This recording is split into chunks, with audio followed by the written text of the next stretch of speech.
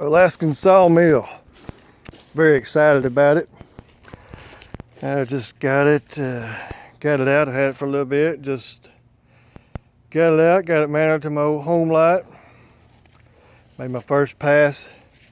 Well, I cut up another log, but hey, this is my first pass on a big log.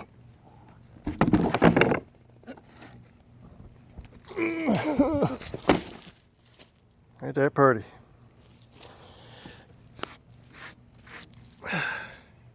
It's work, but hey, it works. I like it. This here is some cedar. My first test was on this here cedar stump. It was in my mom's yard. That will